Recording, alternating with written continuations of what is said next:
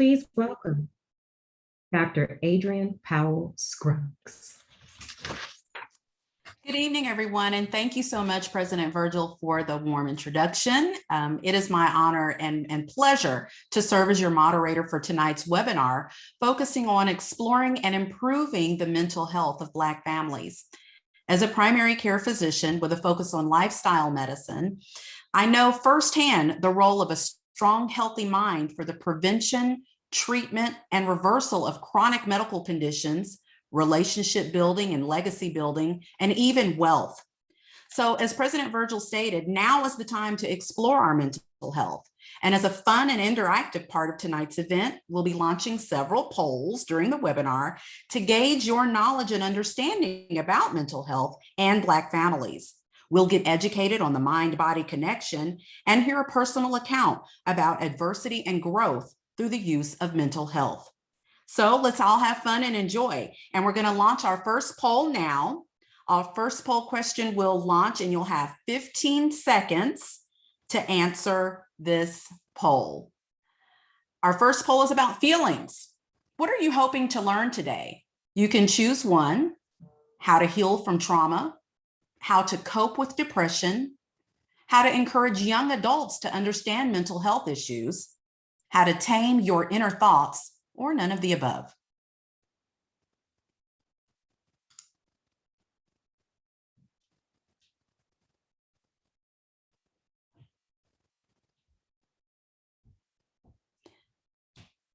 We'll give everyone a few more seconds, and then we're going to move into poll number 2.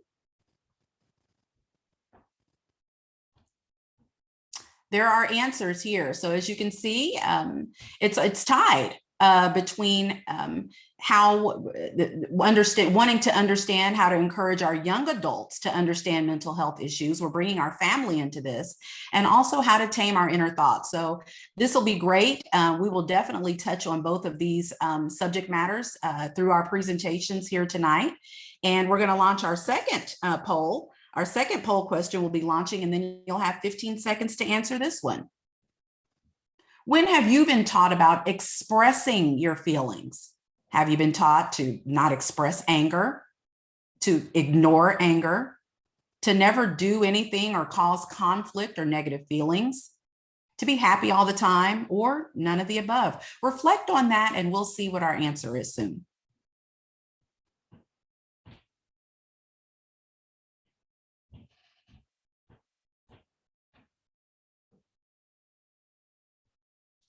All right, we'll give you all a few more seconds and we'll tally the results.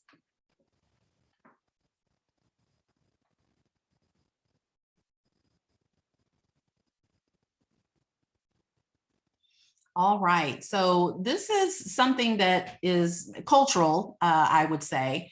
We see 43% of us have been taught never to do anything to cause conflict or to evoke negative feelings. And we're going to talk about that later on this evening as well. So stay tuned. It is now my pleasure to welcome our first speaker of the evening, Dr. Alana Curry. Dr. Curry is one of my favorite people. She's one of my favorite colleagues, y'all. You're really in for a treat. She's America's only trauma psychiatrist focused exclusively on educating people about the impact of psychological trauma on our individual and collective mental health from a brain, body, behavioral perspective. She really makes it tangible why we do the things we do, why we feel these emotions that we have based upon what's going on in our bodies. After graduating summa cum laude from Xavier University of Louisiana and obtaining her medical degree from Baylor College of Medicine, she provided intensive trauma treatment for U.S. military veterans for 12 years. Yet, in the midst of excelling as an assistant professor, studying and teaching the most evidence-based interventions available, she encountered a series of personal and professional traumas that led her to reevaluate what she had been taught to believe about trauma. Recognizing the pervasive yet predictable patterns produced by the primitive brain, it became clear that the prevalence of trauma is grossly underestimated. We all have been currently are and will be impacted by psychologically traumatizing experiences. Come on. Rather than seeing this as distressing, Dr. Alana sees it as an opportunity to eliminate the stigma of trauma. And her hope is that this transformative information will trigger an empathy evolution in healthcare and beyond, becoming a catalyst for a healthier, more peaceful human species on Earth. She founded the Dr. Alana Trauma Recovery Institute, a nonprofit organization dedicated to eradicating psychological trauma worldwide by providing affordable public education and professional training in self-healing and trauma recovery. Everyone, it's my pleasure to introduce my colleague, my fellow Xavier alumnus, and my soror, Dr. Alana. Welcome. Thank you so much, Fran. I really appreciate that introduction. And truly, I wish y'all could have seen me over here. I'm a reenact what I was doing because I was squeezing my stress ball. Okay, let me, y'all, this thing right here. Whoo, okay, it's I can't even see you, but I know you know what I'm talking about. This world is in a emotional, psychological, and spiritual crisis. And yeah, it's a little stressful. Guess what? You're traumatized. Now, I know you didn't come here maybe thinking that you have experienced psychological trauma, but that is also because we are a very emotionally incompetent society. I'm going to talk about it today because I'm fed up. I'm just going to talk to myself today because you all may not be on the same earth in 2021 that I'm on, but this place right here, it's a hot mess right now. Come on now, come on. You can type in the chat. I can see it. Hey, Anthony. Hey, everybody. Listen, we need to do a hard reset. Okay, type hard reset in the chat for me, please. I hope that you are here. If you're not here for yourself, you're probably here for your family. You're here for your children. You're here because someone in your life is struggling with some mental health stuff. And I know you thought you came for them, but I want you to know that you're here for you. And now, why do I say that? Right before we got on, my internet, which has been working fine all day, decided that it wanted to glitch. Okay. So when a computer is glitching, what do? We reset it, right? So do me a favor, poke this thing right here. This your prefrontal cortex, this part of your brain right here, right behind your forehead. Poke that. All right. Now, whenever you think of this, that motion, whenever you feel yourself in a emotional space where you think that you cannot control yourself, I want you to do a hard reset. Now, I'm going to tell you why you may have difficulty understanding this high technology that you're riding in right now. First of all, do me a favor, give yourself a hug, please. You may not, because of COVID, you may not be close to your friends, close to your family. You may not be able to have anyone hold you in a healthy way. So hold yourself and take a moment and take a deep breath. Just humor me, please. If your family is nearby, invite them to participate in this exercise. And let's just breathe. There's nothing fancy to it. You can count if you want to, but if you can't even remember to count, the point is to slow down and focus on your breathing. Pull the air all the way down into your belly so that you feel it pushing out. You can breathe in through your nose and out through your mouth, or the reverse. There are different ways to do your breath. Now, Doc, why are you talking about this? Why are you having us stop and breathe? Because that is the simplest thing that you can do to reset yourself and reset your family quickly when it comes to mental health. Okay. Now, I don't know about you all, but we have 400 documented years of shenanigans in America and beyond. And so we know that there's some trauma that we have not had an opportunity to deal with. But you can start in your own household by just slowing down and recognizing some parts of your brain.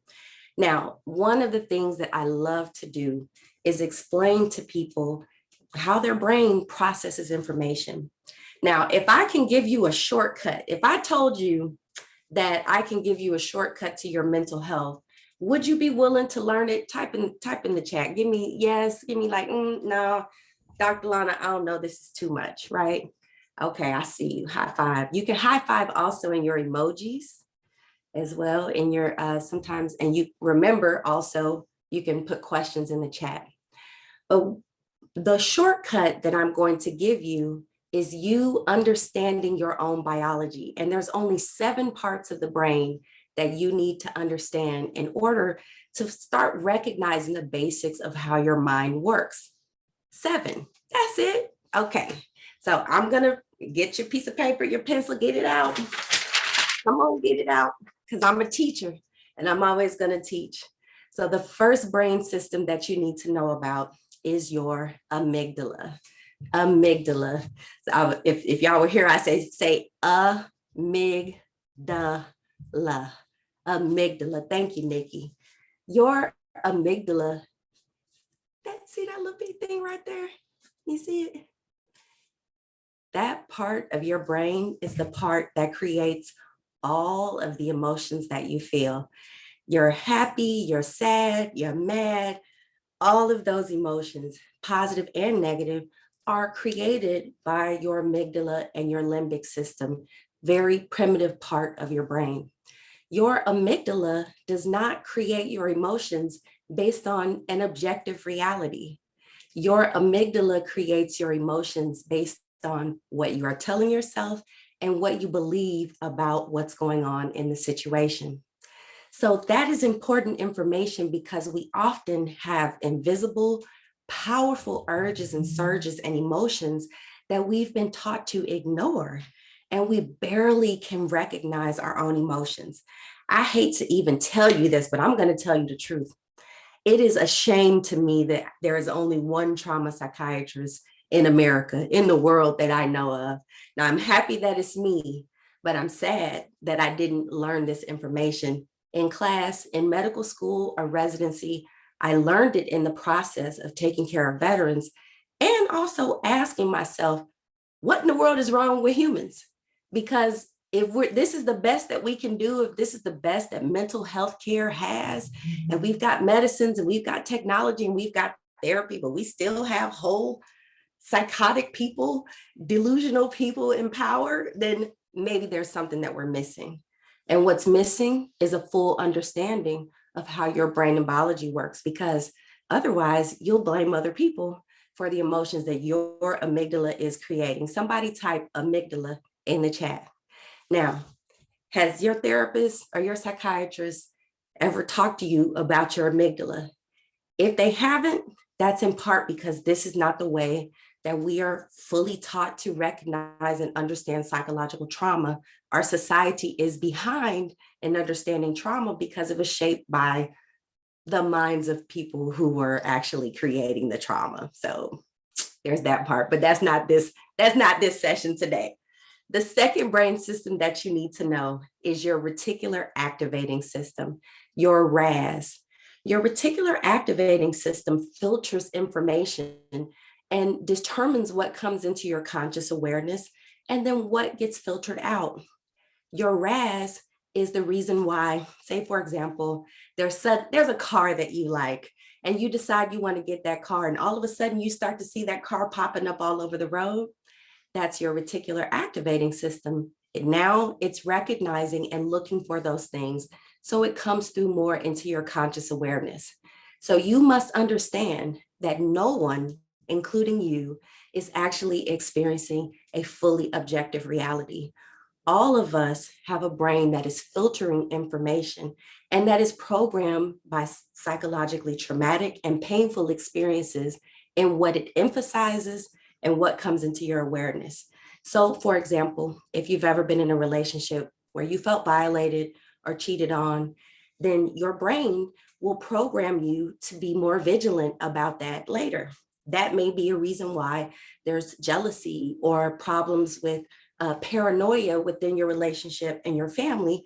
And that may be what you need to work on, because that can be driving attention and painful arguments and domestic violence and other things in your home. So get to know your reticular activating system and see, where is your mind focusing? The third brain system that you need to know is your somatosensory cortex.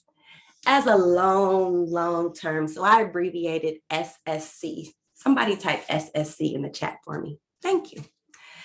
The SSC is the part of your brain that registers pain. Your body does not distinguish between emotional and psychological pain. So in the same way that someone can prick you with a pin or pinch you and hurt you, words hurt. Has anybody ever smacked you with their words? Absolutely. And not only that, but what you say to yourself and the words that you use to describe yourself, the subjective labels and terms that you use in your own mind drive a pain process that sets up real sensations inside of your body. Your somatosensory cortex does not distinguish between psychological and physical pain. So a lot of what we have thought of as we try to separate things that happen to our body from our psyche, and that is physically impossible. You really do have real pain sensations that happen in your body, okay? So when you are thinking thoughts, your somatosensory cortex can be getting slapped and causing pain inside of you. All right, so we had number one, your amygdala. Number two, your reticular activating system. Number three, your somatosensory cortex. Number four is your brain reward system, your BRS. Your brain reward system is your dopamine system. I have good and bad news for you. Okay, good and bad news for you. Every human being has dopamine, and every human being has addictions. It is a fact of being a human being. It's been present throughout all of our societies. And you can be addicted to a lot of things because a lot of things generate dopamine, which is a chemical that gives a short-term pleasure burst. So we're addicted to salt, sugar, fatty foods and meats. We're addicted to each other. We're addicted to social media. We're addicted to our phones. We're addicted to work, money, being right. We're just addicted to a lot of things. That's just the reality of the human body. Now, the problem becomes that when we do not understand our body and our biology, we're making choices and justifying decisions that are based on legitimate addictions, and your primitive brain can justify just about any behavior. This is why we have many people behaving in very strange ways because of dopamine and addictions. Now, the key is, how do we find the balance in our life, and how do we recognize when dopamine may be driving unhealthy patterns and too much time or attention or mental obsession on any given thought process or thing? Work to find the balance. Amen. I love it, Dr. Adrienne. Absolutely. We have to find the balance, but the balance starts with awareness of that brain reward system and how dopamine drives many of our decisions. The fifth brain system you need to know is mirror neurons. Mirror neurons are so important when it comes to families. I know back in the day, my parents used to sometimes say, do what I say, not what I do.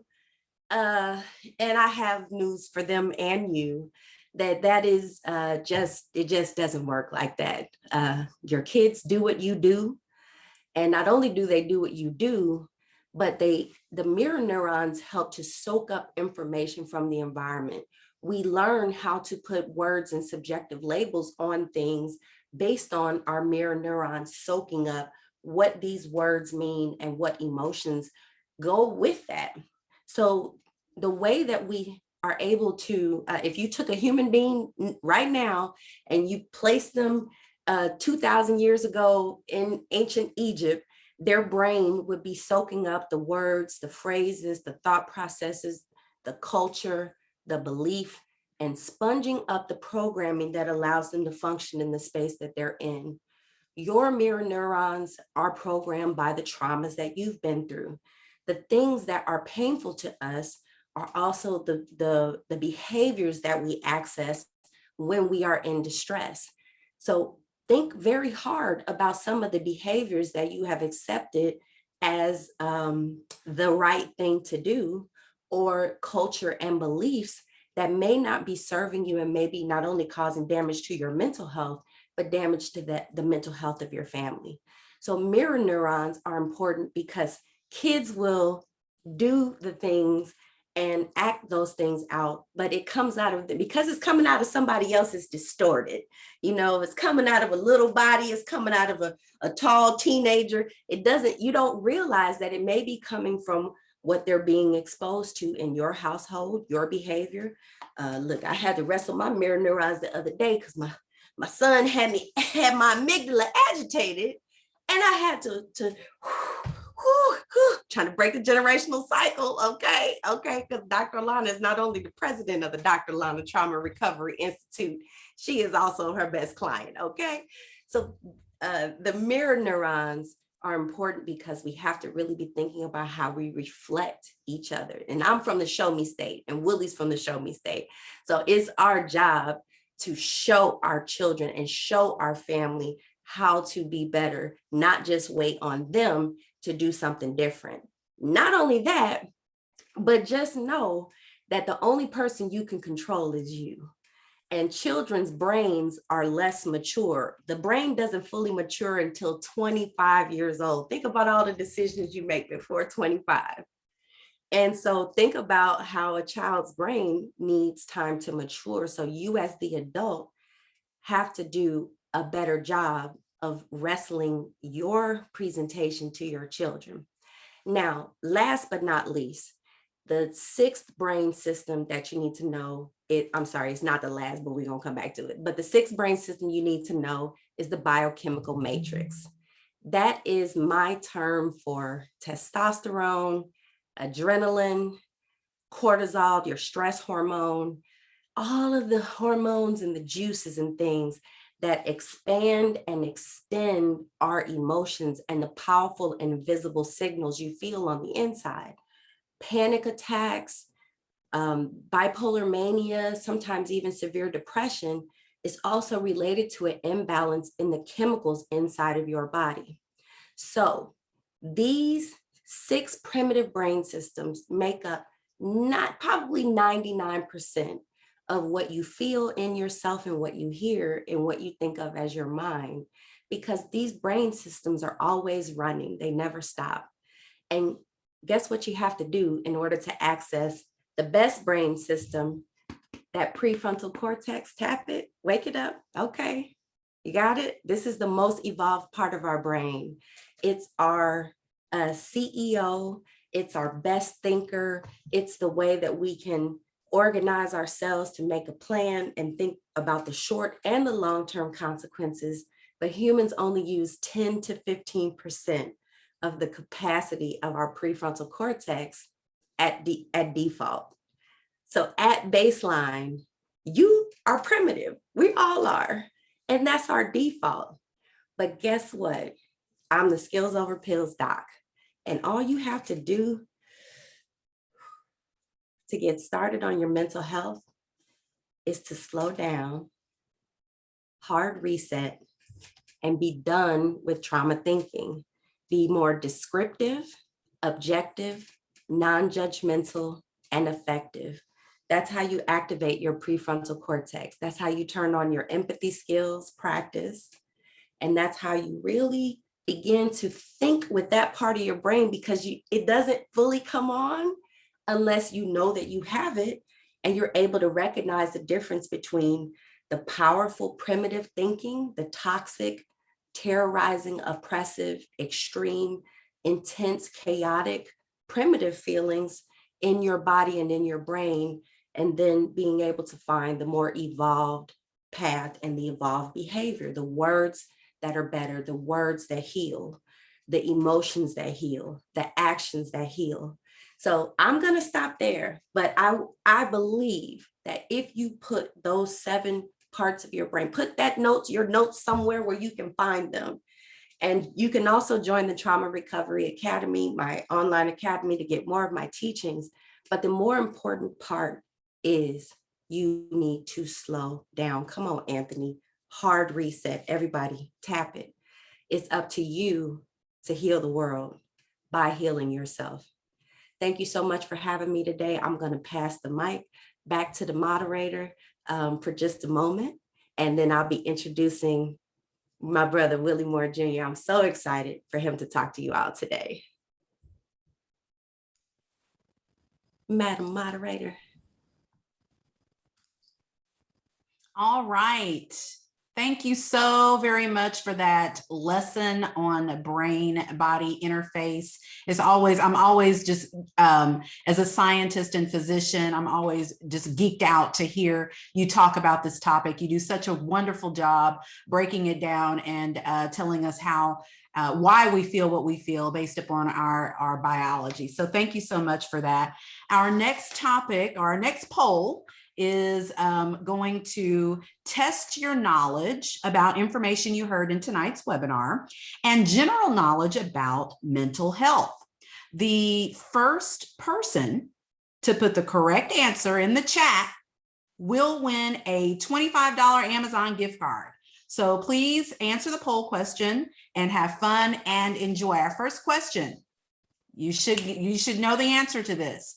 What hormone associated with stress can cause symptoms from hyperactivity, fatigue, insomnia, and mental fogginess? Answer in the chat to qualify for a prize. We've got dopamine, endorphins, cortisol, and serotonin. I see the answers rolling into the chat, and we will announce the winner and the prize winner at the end of the webinar.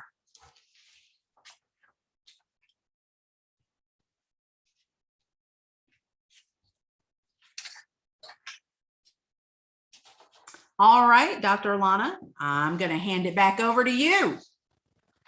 All right. I am excited to welcome this gentleman, Willie Moore Jr., to this webinar. I'm going to be sitting back with my popcorn. I wish I had some popcorn, and really just soaking up everything that this powerful brother has to say.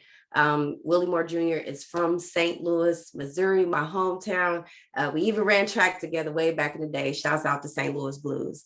But he's had such a powerful journey through being a recording artist, Pretty Willie, to really going over into a Christian music scene, and then doing a podcast. He's now got a syndicated radio show, just rated #1. I believe he's in the Atlanta area. Like, Willie is just doing amazing things, telling his story about his journey of being adopted, and just talking about his own mental health journey and sharing his own transformation as a man of God. So I'm gonna get out of here and get to the side and just let him take us to the next level with what we can do to work on the mental health of ourselves and our family.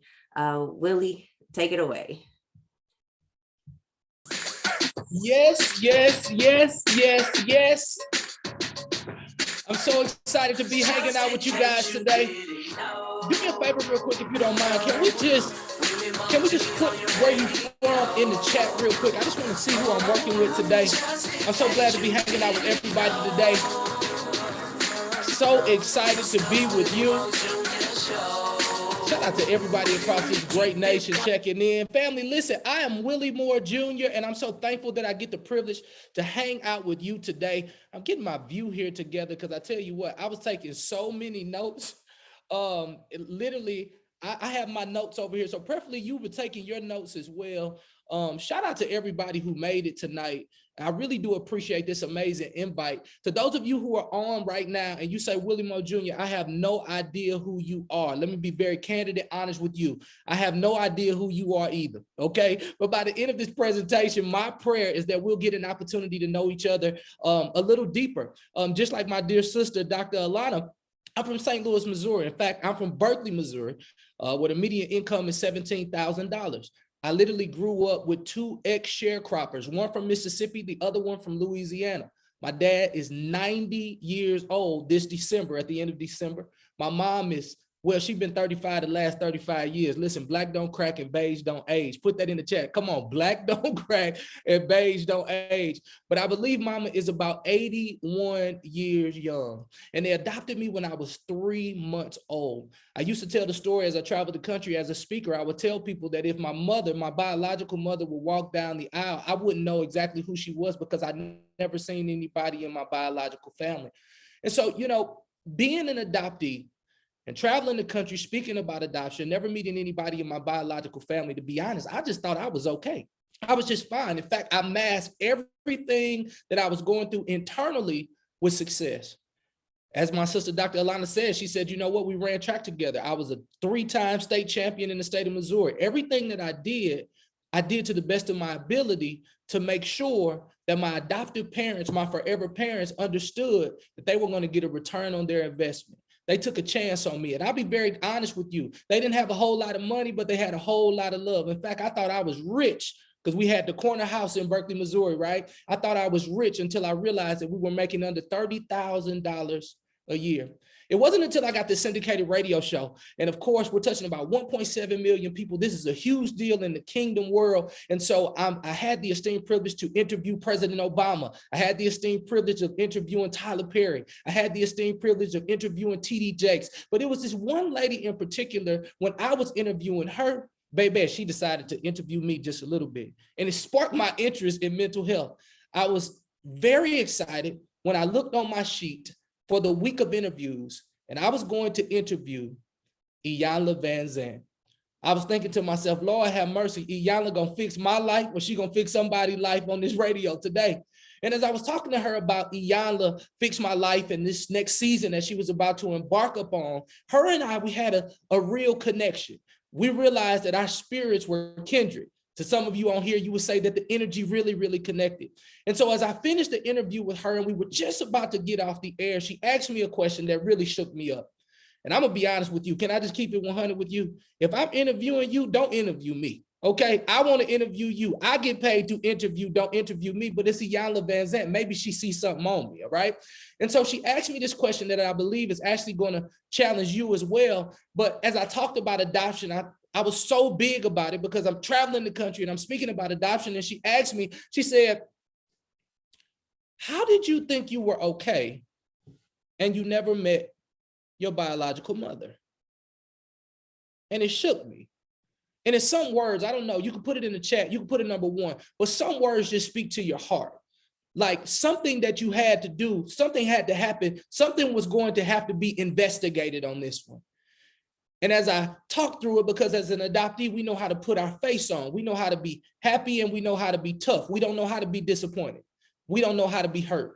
We don't know how to deal with those other feelings. I only know how to be happy and I know how to be tough. So I put my face on, I hugged her, we took our picture and she was gone. But as I hopped in the car and I started to drive, those words, they rang out in my heart and my head like a church bell. How do you think you're okay and you never met your biological mother? And so family, listen, I was thinking about this Jack and Jill opportunity and I want to pose that question to you tonight. How do you think you're okay when the relationship that you thought was going to be forever is no more? How do you think you are okay when every time you were playing basketball and your other teammates around there, they were playing basketball and they looked to the right and they seen their dad, but you never seen yours? How do you think you're okay when you feel in your heart deep down subconsciously that your mother or father chose a substance over you? How do you think you are okay when you went to school, you got that degree, you pledged that sorority, you pledged that fraternity, you finally were able to put your career on Facebook only to find out that in an instance, that career can be taken away from you. How do you think you are okay when you got that call and they told you that your loved one had went on to glory? How do you think you're okay when literally when people tell you to pray about it? If we can be very honest, you honestly have a vendetta against God. How could he do this to you? How do you think you are okay? Well, I got good news for you today. I want you to take what I took from Iyanla Vanzant, and I said, you know what? I want you to put this in your notes. Help is healthy, right? I want you to put that in your notes. Put help is healthy. In fact, if you don't mind, put it in the chat real quick. Like help, come on, help is healthy. Listen, I teach, you tug. I speak, you pull. Come on, help is healthy. I see you. Yep, shout out to my friends in Dallas. I see you checking in. That's good stuff. So continuing the story, I realized in 2018, when I was interviewing Iyanla Vanzant, I started looking up the research. And I realized that as we were moving into 2019, that the second leading cause of death of African Americans ages 15 to 24 was suicide. So I realized that that was an attack on our brain. And the moment that I watched and I looked at some of those statistics, I got a call from the adoption agency. Because see, in January 6, 2009, they found my biological mother, but she refused to meet me. Only to find out at the end of 2018, going into 2019, when I started to look at mental health after interviewing Iyanla Vanzant, the adoption agency called me and told me that my mother had gone on to glory. And by this time, I had a new baby girl. Family, I don't know if you know what it feels like to be a girl dad, but I had 3 amazing boys. And don't get me wrong, I love my boys, okay? But it's something about that little girl. When I looked in her eyes, I realized that I was going to have to give her something remotely different. She deserved the best version of me. And so to you, the person who's watching right now, I want you to figure out who deserves the best version of you besides yourself. Yeah, in fact, in the chat, if you don't mind, real quick, can you just put that person's name, or even if you're taking notes tonight, I know I was taking notes as well. I truly appreciate the opportunities where I get an opportunity to learn as well. Indeed. So as I'm sitting there, I'm looking at this little beautiful girl, and I'm noticing that I'd never given myself fully to any woman. Although I've been married by that time, about 13 years, but I had never given myself fully because I always had a guard on my heart. And I said, you know what, I got to do something about this because help is healthy. I decided to do something about it. So I called a counselor. I got a beautiful counselor who goes by the name of Love McPherson. And let me be honest with y'all, that's not her rap name. Her mama named her Love. She is hired, right? And so the first day of counseling, I'm going to be honest with you, I realized that I had to make sure that this is a safe place. I had to make sure that this was a safe place. And me being a man of faith, I'd already prayed on it. I'd already thought about it, but I asked her a few questions and it made me feel safe. And so to those of you who come from the neighborhood that I came from, who believe that counseling and therapy is only for crazy folks, okay? I'm gonna be very candid and honest with you.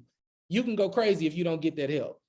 And you can be one of the folks that you used to act like were crazy and you could go that way. And so I decided to get a counselor, and I realized that if I wanted to be intimate with this counselor, if I wanted to give my all to this counselor, if I wanted to be real with this counselor, I was going to have to feel safe to be intimate with her. And when I say intimate, I mean intimacy, intimacy. If she was going to be intimate with me, I had to be safe.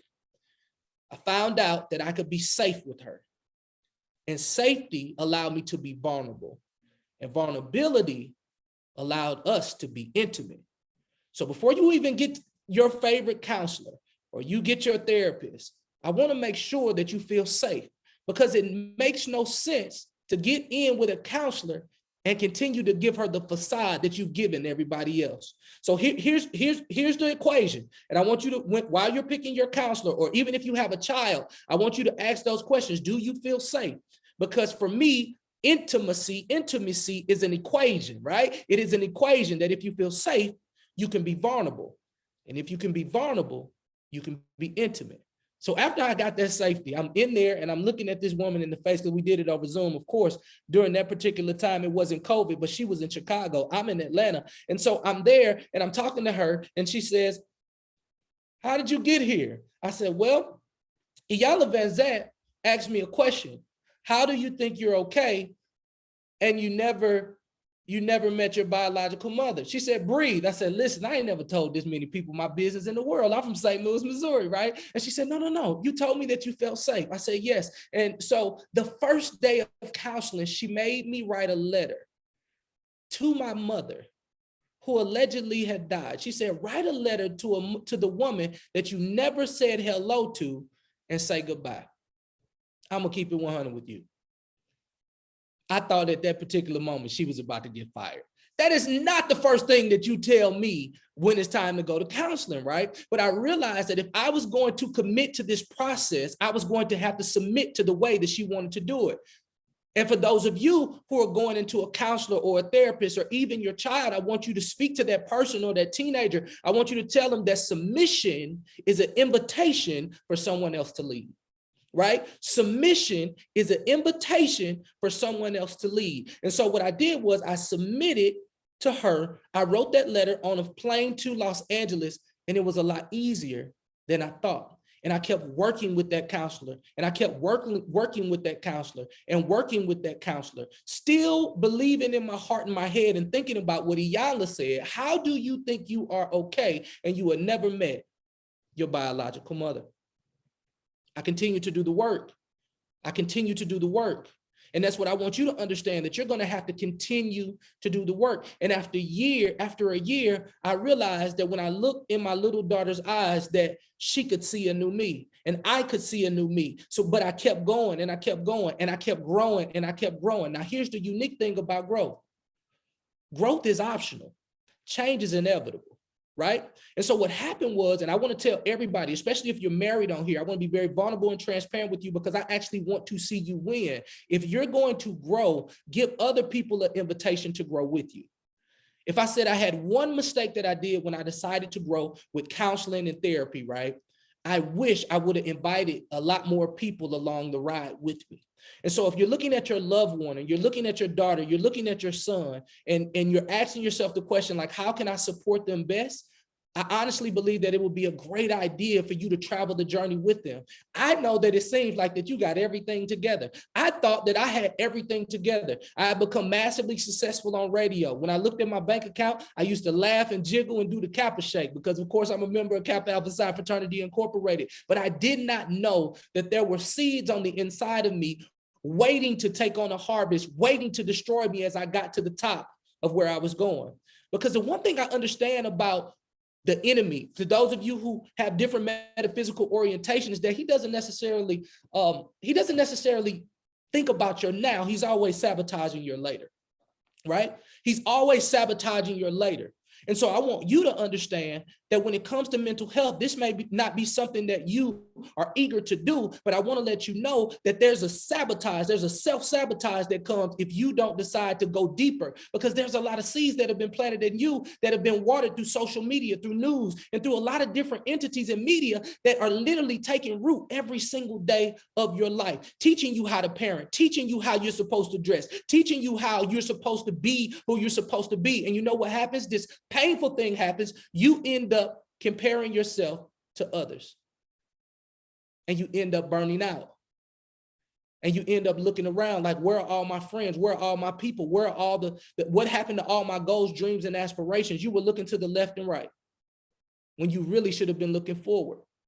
You know, my favorite book says that the Creator actually sent us out 2 by 2. And in this particular instance, I want you to know that your counselor or your therapist can actually be that person who can mirror you and walk you through some of the easy times, the toughest time. And as long as you are safe and vulnerable and you're intimate, you'll get the answers that you need. Now, let me be really, really real with you, y'all. I remember after about 2 years of counseling, I got a call from my ED. Now, my ED is my executive director of my Will Flow Foundation that is totally about adoption and foster care. And by this time, I had more tools in my tool chest, and I was excited to take her call. She said, Willie, listen, did you send in your information to get your original birth certificate? Whenever somebody would talk about birth certificates, that would be a trigger for me. And I will always hear that voice in my head from Iyanla. How do you think you're okay and you never met anybody in your biological family? I said, yeah, I sent it in. Okay, so I lied to her. And she said, you didn't send it in. Let me get that paper. And she ended up sending it in for me. I kept going to counseling. At the final 2 years, after about a year and a half, probably about a year and a half, my counselor showed me some tools on how to forgive and how to release people. And I want to share those tools before I give you this amazing praise report. She showed me these particular tools. She gave me 5 tools on how to make sure that I forgive people and ways to forgive people. She showed me how to stand in my truth. My truth was that the adoption agency found my mother, but she refused to meet me. And I had to live with that as a man. Then, in my opinion, she died, which means she rejected me twice. That was my truth. But how many of you know, y'all, that it's hard to stay mad at a person that you pray for? Come on, somebody put that in the chat real quick, if you don't mind. Just say, it's hard to stay angry at a person that you pray for. I began to pray for. I'm going to be honest with you. And I don't know your metaphysical orientation. You know, maybe you declare whatever it is, but I'm a praying person. So I began to pray for her. And I'm going to be honest with you, it wasn't a church prayer. It was just like, Lord bless her in Jesus' name. Boom. And that was it. Go on about your business. But I kept doing it over and over and over and over and over. And later on, I was able to say, I pray that she's blessed. I pray that her health is good. I pray that she is abundant. I pray that she continues to walk in purpose. I pray. And I was able to do it, but that happened over time, right? Change doesn't happen in the event, it happens over time. So that's why you got to stay committed to this counseling process. The second thing that my counselor taught me, she taught me that it's okay to not be okay. She told me, don't say it's okay if it's not okay, because I'm a pleaser. I like to see everybody happy, even at the expense of myself. Let me rephrase that. I used to be a pleaser. I give you a piece of my mind now. I've been to therapy and counseling. Come on, somebody. The third thing she taught me was don't keep the door open to those who consistently hurt you. Somebody just felt that in their shanana. I want to tell you this real quick. You are the catch. You are the prize. You don't have to meander in the maze of mediocrity, especially in the area of relationships. Your life is a beautiful movie. You get an opportunity to be the casting director. Who's going to play the pivotal roles in your life right now? You don't have to let people keep feeding into the oldest version of you. Baby, you done had an update. Why do you keep meandering in the maze of the same people who still speak over you the wrong things, right? You deserve better. And I don't know exactly who I'm talking to right now, but understand that words count. The power of life and death is in the tongue, and the power of death can come from somebody else, and it sticks on you. But you don't have to be in that place no more. The fifth thing that my counselor gave me about forgiveness, she said, understand that forgiving them doesn't depend on their apology. Forgiving them means that their actions don't control you anymore. And that's when I was able to release my mother. I was able to release the little anger that I still harbored on the inside of me. I was able to release that thing. And I was full by now. But I kept hearing that voice in my head from Iyanla Vanzant. How do you think you're okay and you never met anybody in your biological family? I remember walking in March, and I walked in my house. I got off early. I wanted to make sure that I got there early, and I wanted to see my children, you know, and I'm excited. I got off early. I think I just interviewed Kurt Franklin. Me and Kurt, we've been together for a while, so it don't take us long to do what we have to do. I go into the house, and I realize that nobody's there. So I go back outside, and I go and I get the mail, and literally I see the state of Missouri. And I was like, okay, the state of Missouri. I have elderly parents. I told you, my daddy's 91 and my mama been 35 the last 35 years. I figured it was something about the power of attorney. Maybe it's a medical bill, whatever it is. I get their mail sent to me. And so I go in there and it says state of Missouri, and I opened it up and it was my birth certificate. Baby, I dropped that thing like a hot potato. Oh my God, right? I was like, oh my God. And so now I knew the self-talk, right? I had been to counseling. I've been to therapy, right? I understood the self-talk. I was like, do I want to do this right now? How do I really feel? And I said, boy, get rid of all that stuff. I ended up going and I opened up my birth certificate and I looked, and for the first time in my life,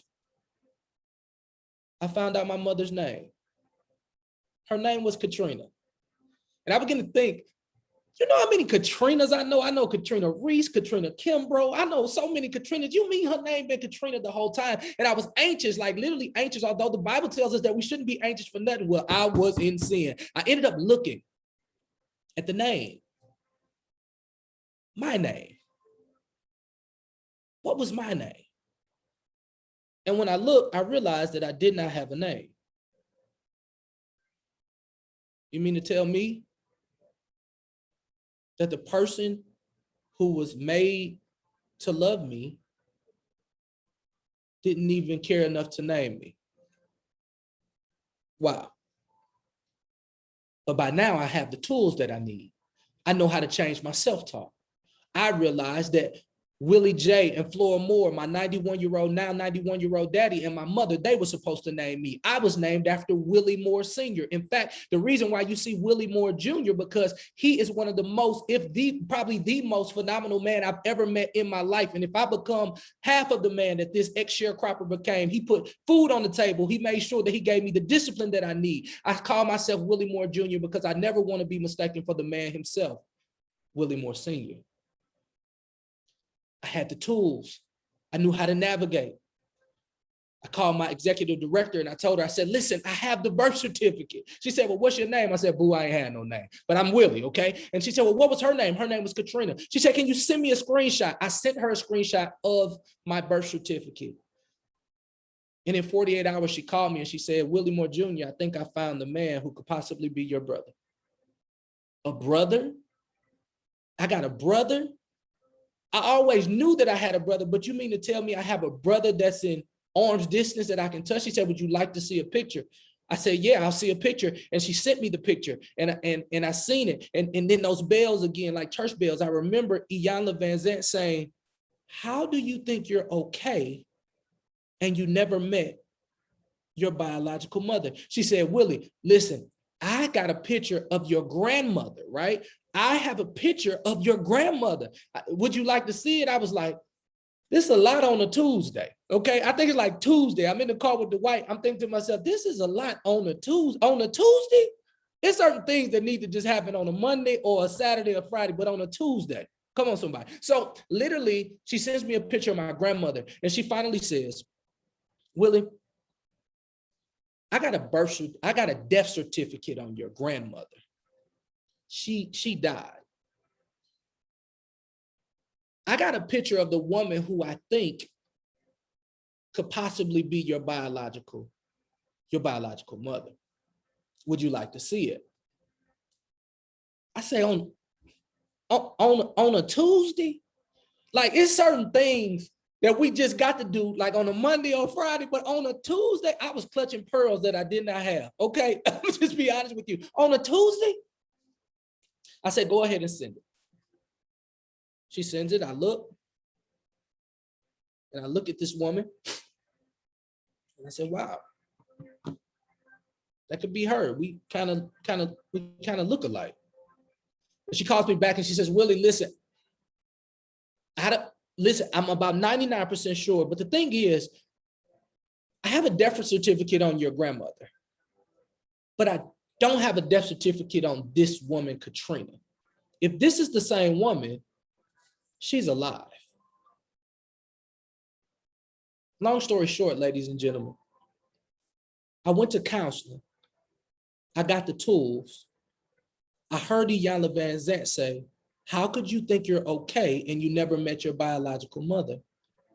Only to find in 2020 during the pandemic that she was still alive. And not only is she still alive, she welcomed me. She loved me.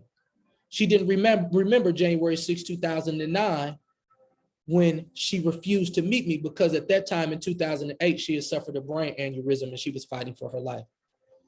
But see, the thing is that I kept hearing Iyanla Vanzant in my head saying, how do you think you are okay and you never met your biological mother? And I realized I'm not okay.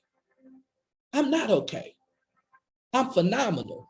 And okay is not good enough for anybody under the sound of my voice right now. Maybe you think to yourself right now, I'm okay. Well, who wants an okay life? Who wants an okay marriage? Who wants an okay relationship? I don't want an okay car. I don't live in an okay house. I don't do anything that is not phenomenal. And let me tell you something. The way you become phenomenal is you understand that help is healthy, that you get the help that you need. Because guess what? You may think you're getting help for you, but God may be preparing you for a bigger platform, a bigger relationship, a bigger connection that you are forfeiting right now because you are choosing not to get the help. Let me tell you something. You don't get what you want. You get what you prepare for. I believe the moment that I walked into that council, the moment that I made that decision, the moment that Iyanla put that in my psyche, that it was time for me to take a step, and God decided to align everything in the right place and allow this beautiful story to take place. My question to you, as you look at the why, mine being my daughter, and you look at the person that you wrote down, who deserves that phenomenal life?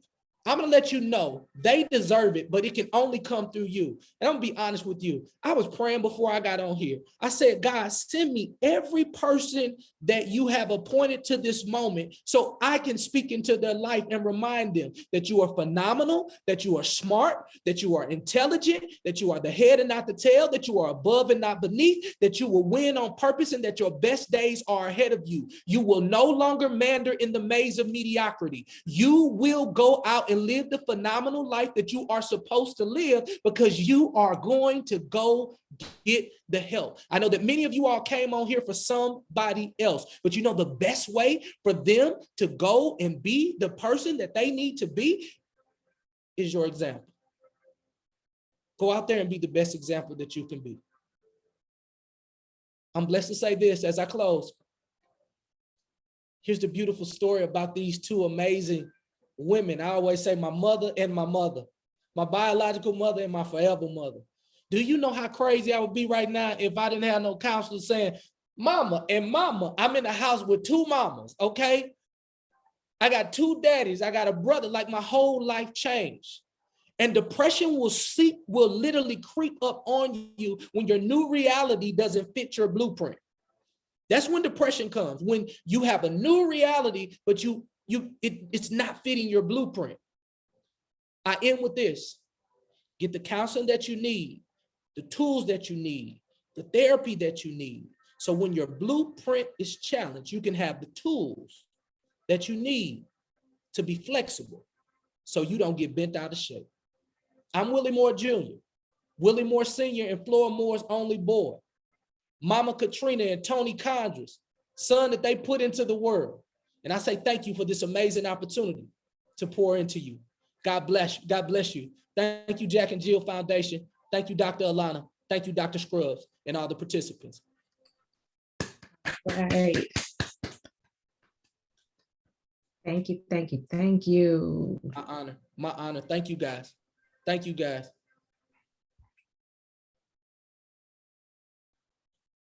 Well, thank you so very much. I can't tell you how fortunate we are to have you, Mr. Moore, share your positive experience with addressing your mental health in such a relatable and grounding way. So I really do appreciate you coming on and sharing your story, sharing your experience with us.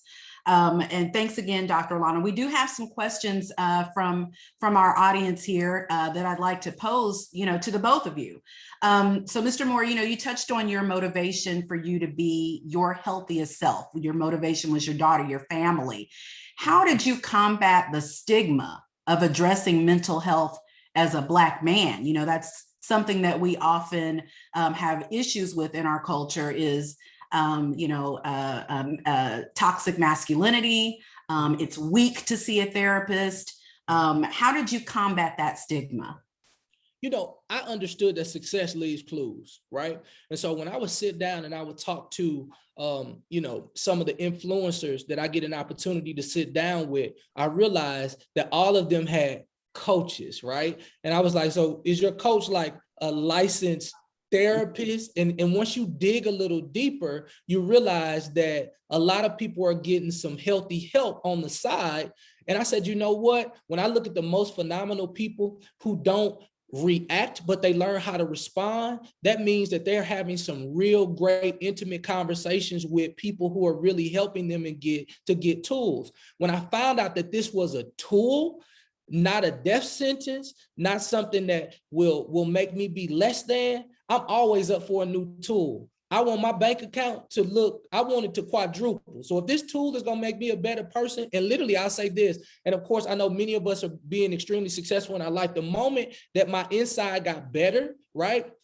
I realized that everything that I did went up.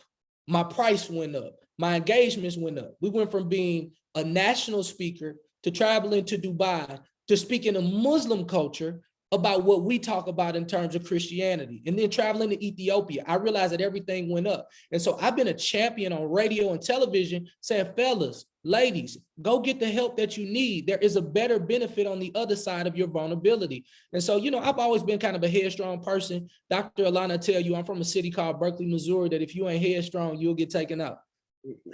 Okay. We fight. Yeah.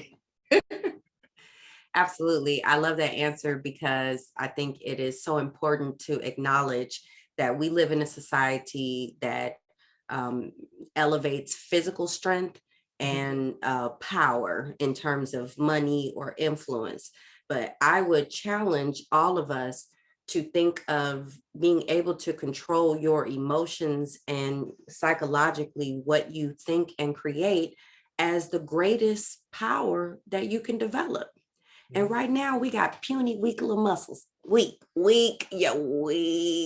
I'm sorry to say, I don't even have to hear your story because unfortunately we live in a society that has taught us things like you're not supposed to feel anything. So if you are feeling bad, man or woman or anyone else or Black person, you know, pray it away or whatever else, then you begin to, I guess when you add to it, because you start judging the fact that you're having the emotions in the first place. Like now I feel guilty. Now I feel embarrassed. Now I feel shame. Now I feel all these other things for something that is an actual part of my biology that is literally unavoidable. So if you understand your psyche, you can't do anything without a good mind. Okay, you can be the best, strongest. I know some, you know, 6'5" big people who can body slam me and carry me out the door or whatever else. But if your psychology, your psyche is compromised, you cannot be successful in what you're trying to do, period. And that's really what drew me to mental health in the first place. But I will say that the good news is that all of this is treatable. I want to say that again, because it's so important to understand. You may not have known until today that you've experienced trauma and that trauma is affecting the way that you think and show up every single day, but you have.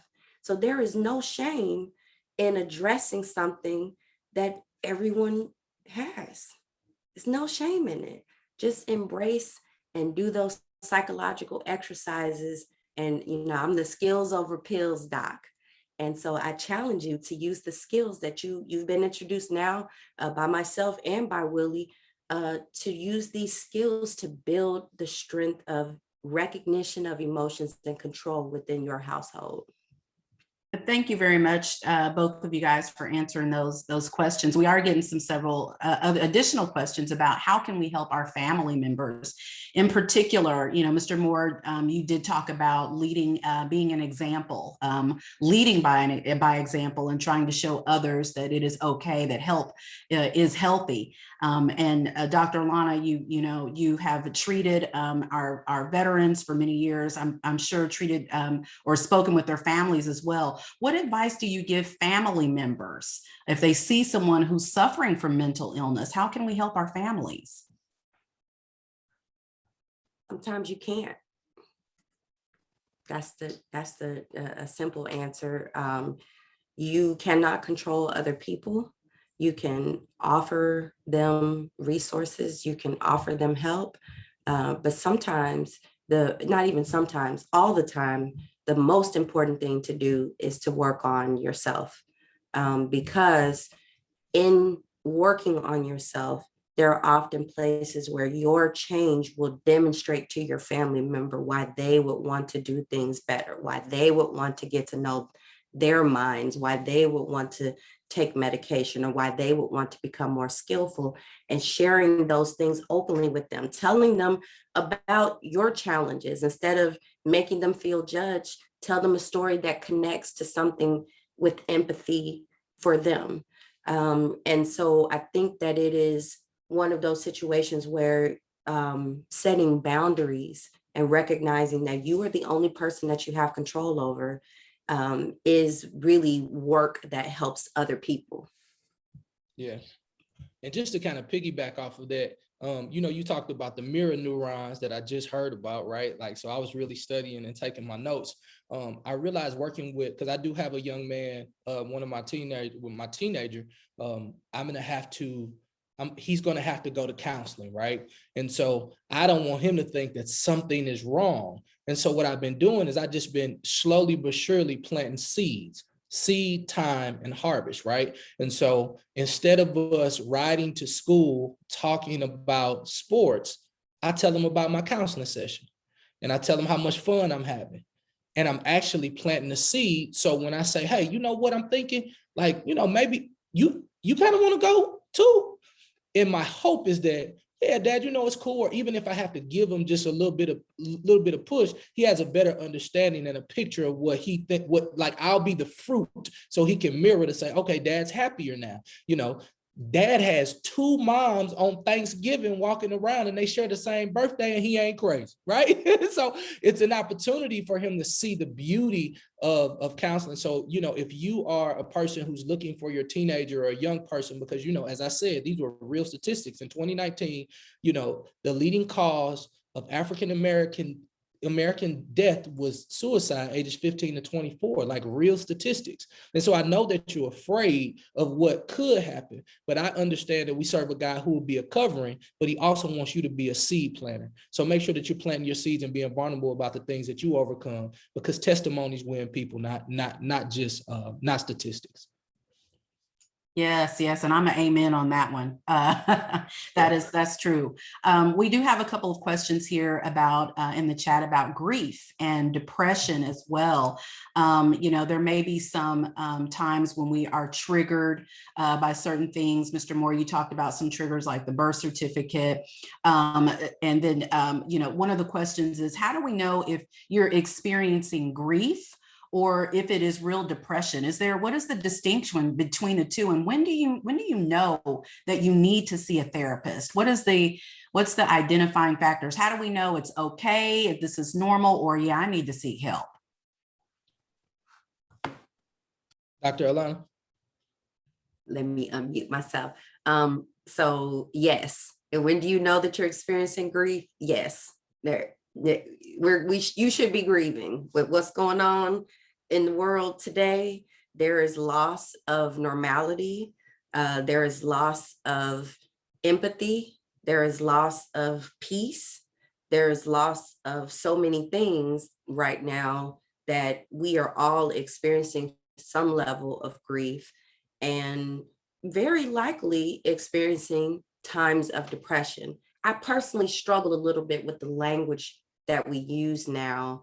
I'm being super transparent, because in order to be where I am right now, I had to break out of the mode of thinking and talk. I literally asked myself, as a scientist, because I truly believe in science and I believe in the scientific process, that if the evidence shows that we are malfunctioning as a species, then we're missing something. There's something about how we're thinking about things. So I had to pop open my own head. I wish you remember back in the day, they had the flip top head, but that was the floss. You had the flip top head. I wish I could open my head and show you how I look at the world now, because I see every human being as an animal, human, and a spirit. A animal meaning a biological, physical creature with a lot of biology that churns up and creates things inside of them. And so we have biology that affects our psychology, and our psychology determines what we create. Your thoughts are creative. Your emotions are creative. your choices are, there's no such thing as doing nothing, you know.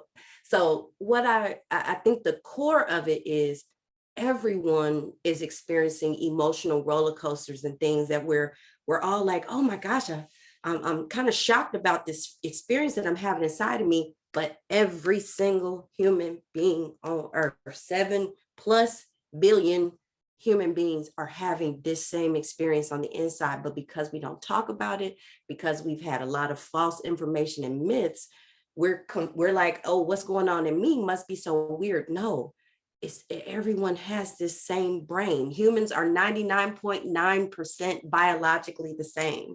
So I don't have to know your story and your situation to know you have had moments of depression.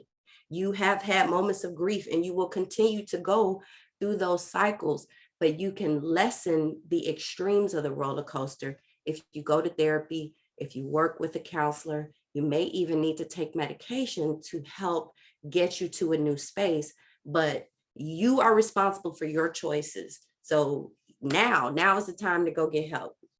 I love how you said, help is beautiful. Help is healing. Help is sexy. Help is amazing.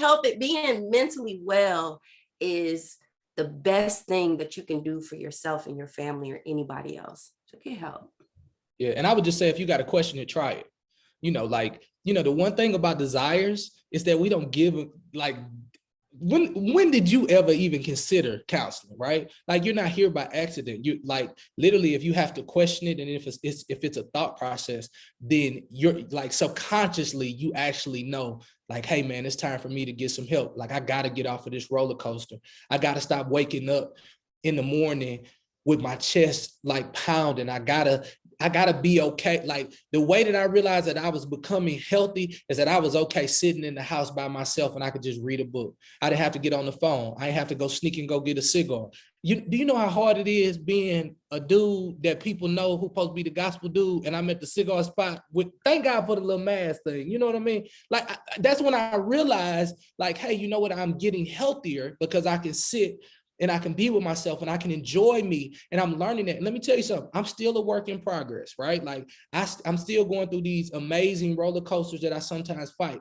Perfection, like, practice makes improvement, not perfection, right? But if you feel in your heart right now, you saying, Willie, listen, I heard the presentation, I even heard the statistics. How do I know if it's depression or grief? Go to a counselor and we're gonna differentiate so you can live your best life. Just go. Absolutely. That brings us to our last question, and then we'll have our final poll. But you both have educated us on how we can move from a toxic environment to a more healthy one. Sometimes when people move from toxicity to healthy, it's a strange space, and you may grieve some of the things or feel like there's a sense of loss of that other life. How do you get over the old life? What motivates you to continue to stay in this present healing environment when what you're used to is back there? What motivates you to keep moving forward? I'm gonna go with Dr. Alana on this one. I'm still working on it. Hey, yeah, absolutely. You can feel a sense of loss when you're moving out of, toxic spaces, because anything that we're doing on a regular basis becomes normal to us. There's truly no such thing as normal, but what we perceive as normal is what we've been exposed to for a long time. When you swim in water, you learn to manage the temperature. But when you are coming out of toxic environments, you will be addicted to that type of environment. Many times we come out of toxic environments and then we go and we find a relationship that gives us that same drama, that same dopamine, that, if we ain't fighting for each other, it don't feel right. I'm gonna tell you something that's toxic, okay? But it's also addictive because we have dopamine. Remember, we talked about that fourth system, that brain reward system. So understanding that you can be addicted to being angry. I call it addicted to trauma drama. You can be addicted to finding something wrong with a situation.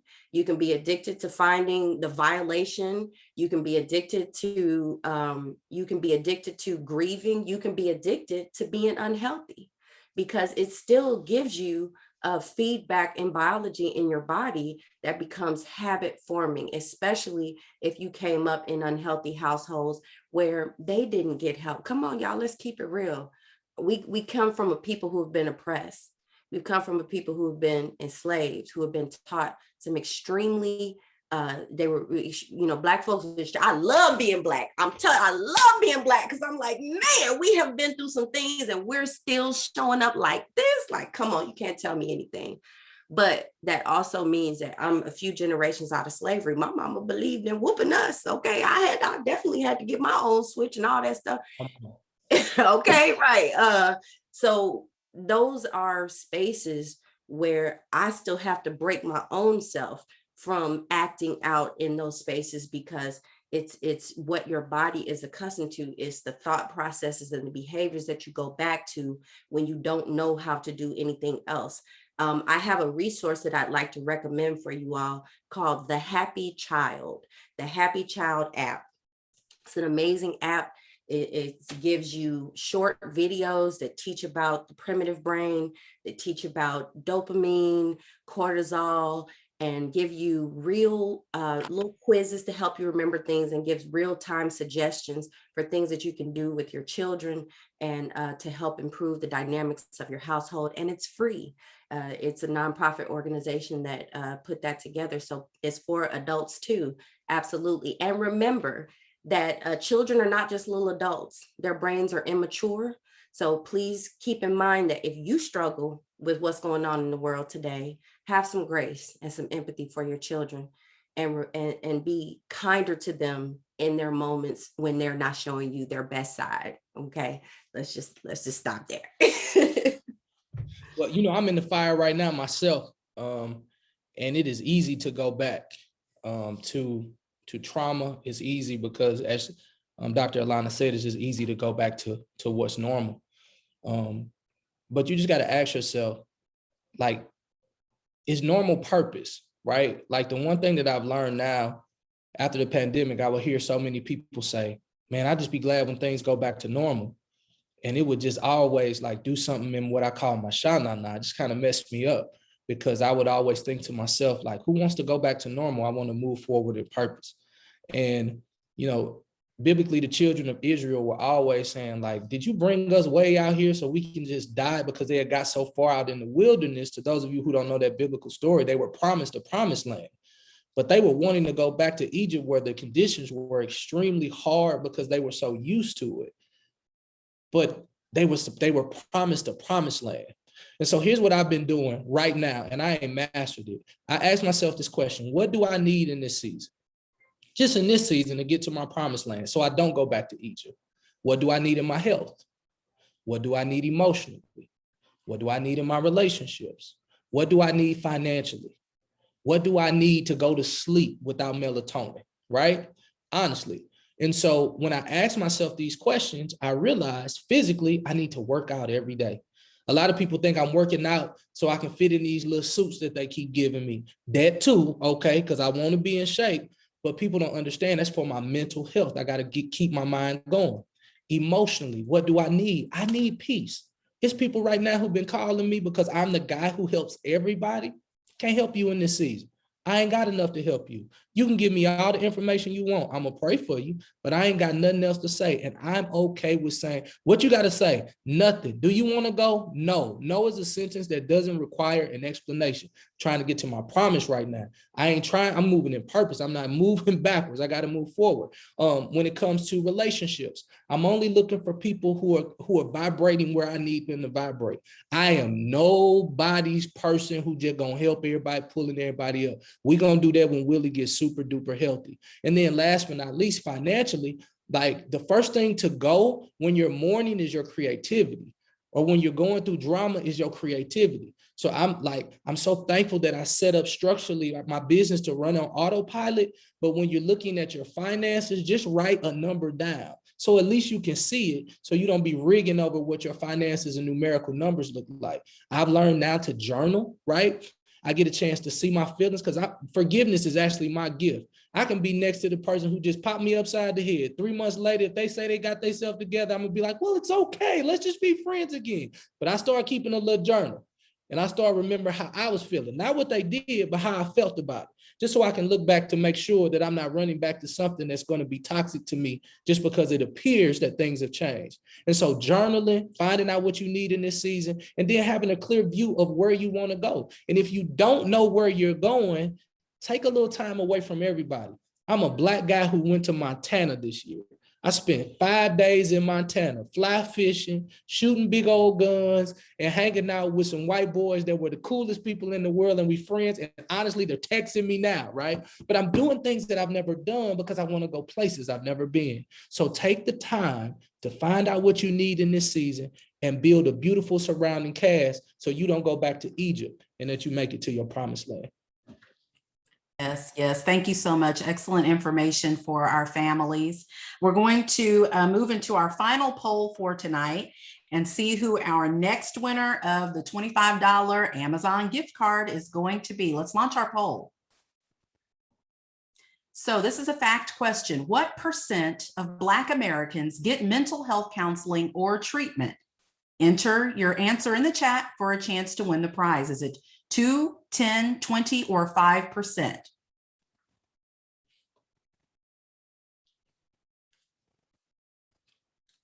We have some answers rolling into the chat here. And our winner will be announced a few minutes later. I'm going to send our presentation tonight to our President Virgil to give us some closing remarks and close out and announce the winners. Thank you so much, PD Scruggs. Excuse me, Dr. Scruggs. It's a habit at this point. So let me get the names of the winners here from our chairs as they come across. Do we have them, Chair McNeil? Yes, we do. All right. So our first winner is Phyllis Sanders of poll number 1. Phyllis Sanders. Yay. Is Ms. Sanders still on? It will be emailed to her. Okay, it will be in all of the Amazon gift cards will be emailed to everyone. So we didn't have a winner for the second one? No, unfortunately, if someone did, but their name is under my name. Who said 10%? Whoever said that, you are the winner. You just need to type your name in the chat. Let's see, 10%. Let's see who that's it. So I'll go on to the next one. Who was the last poll winner? Oh, only 2. Phyllis, and then we're looking for the second one. Nicole Theory. Oh, Associate Nicole Theory, you're a winner tonight. All right. Yay. Congratulations. Congratulations. So I want to say thank you to everyone. This has been an amazing discussion of hard truths, really funny stories with both Dr. Alana and Willie, and tremendous hope for the future of Black families and our ability to really deal with the stressors of life. I wrote down so much I can barely recap all that I did write down. But it's remarkable that we only use a small percentage of our brain power. And I love that Dr. Alana says that we need to use skills over pills. But my favorite one is that help is healthy. I just had a conversation with a family member actually 2 days ago who said that some other members of my family said that getting help is not what we do. Something's wrong with you if you have to go and get help. And I contradicted that to say that was the craziest thing I had ever heard, because you need help to be healthy. And it's interesting that this has come kind of full circle in less than a week. So I love that we are all here and we are now beginning to have these open conversations with our children. And we're seeking help and support. Today, we shared resources to help you cope, communicate, and deal with personal challenges. And what we want you to do now is to really keep talking. And, again, congratulations to our 2 winners of our poll questions. Your prizes will be emailed to you, and you'll receive an email communication from from us asking for your feedback and an evaluation. And we'd really appreciate it if you would complete that for us. Tonight's webinar is the first of a two-part series. Our next webinar is going to take place in January, and it's going to feature additional national experts in the area of Black mental health, and will also feature a Jack and Jill mother who will share her personal story for dealing with trauma and loss during COVID and how she helped her family overcome the trauma associated with that. And while we couldn't get to all the questions that we had come in, tune in for the next webinar. January the 7th is the date that I've been given, where we can dedicate even more time to answering all of your questions. I want to say thank you to our amazing sponsors who, without their support, this webinar series would not have taken place. Of course, thank you to the Jack and Jill of America Foundation for the grant that we were awarded as a chapter, to the Southbelt Houston chapter of Jack and Jill of America, the Mary Susan Moore Medical Society, to the Chevron Corporation, my employer, and the Chevron Black Employee Network, President Shani Harrington, who is on the call tonight. So thank you, thank you, thank you. Such an amazing partner. Texas Southern University, MD Anderson Cancer Center, special thanks to Terrence, our tech wizard, and of course, our amazing Dr. Alana, Trauma Institute for their generous support. We thank all of you for being here and for taking time out on a Friday night to be with us and talk about such a worthy and important topic. Remember what Willie Moore said, go be the best example you can be for your children. And what you want to do is say, I'm not okay, I'm phenomenal. We are all working towards being phenomenal because okay is not enough, and that help is healthy. So with that, we will sign off for tonight. We will see you all January the 7th, 2022 for our next part of the series.